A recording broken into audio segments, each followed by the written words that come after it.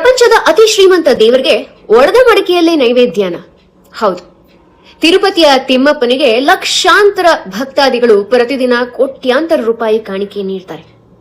ಅವನಿಗೆ ಆಗಮ ಶಾಸ್ತ್ರದ ಪ್ರಕಾರ ಭಕ್ಷ್ಯ ಭೋಗಾದಿಗಳನ್ನ ನೈವೇದ್ಯವಾಗಿ ಇಡಲಾಗುತ್ತೆ. ಆದರೆ ಪ್ರತಿನಿತ್ಯದ ಅನ್ನ ಪ್ರಸಾದದಲ್ಲಿ ಹಲವು ಬಗೆಯ ಪ್ರಸಾದಗಳು ಇದ್ರೂ ಕೂಡ ಕುಲಶೇಖರ ಪಡಿಯನ್ನ ದಾಟಿ ಹೋಗುವುದು ಓಡು ಪ್ರಸಾದ. ಓಡು ಅಂತಂದ್ರೆ ಒಡೆದ ಮಡಿಕೆ ಅಂತ. ಒಡೆದ ಮಡಿಕೆಯಿಂದ ಯಾಕೆ ತಿಮ್ಮಪ್ಪನಿಗೆ ಪ್ರಸಾದ ಇಡ್ಲಾಗತ್ತೆ?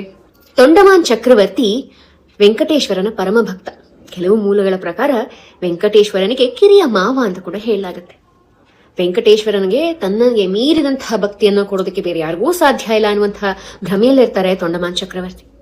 ಎಷ್ಟರ ಮಟ್ಟಿಗೆ ಅಂದ್ರೆ ಪ್ರತಿದಿನ ಚಿನ್ನದ ಹೂವಿಂದ ದೇವರಿಗೆ ಪೂಜೆಯನ್ನ ಮಾಡ್ತಾ ಇರ್ತಾರೆ.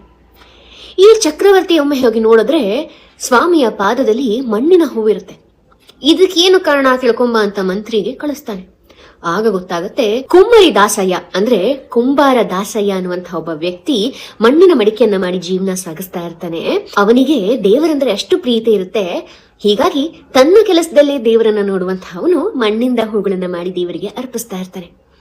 ಆಗ ಗರ್ವದಿಂದ ಮೆರೀತಿದ್ದಂತಹ ತೊಂಡಮಾನ್ ಚಕ್ರವರ್ತಿಗೆ ದೇವರು ಕಾಣಿಸ್ಕೊಂಡು ಹೇಳ್ತಾರೆ, ನಿನ್ನ ಭಕ್ತಿಗಿಂತ, ನಿನ್ನ ಆಡಂಬರದ ಭಕ್ತಿಯ ಗರ್ವಕ್ಕಿಂತ ಮಿಗಿಲಾದದ್ದು ಕುಮ್ಮರಿ ದಾಸಯ್ಯನ ಭಕ್ತಿ. ಅವನು ಒಡೆದ ಮಡಿಕೆಯಲ್ಲಿ ಕೊಡುವಂತಹ ಆಹಾರನೇ ನನಗೆ ಶ್ರೇಷ್ಠ ಅಂತ.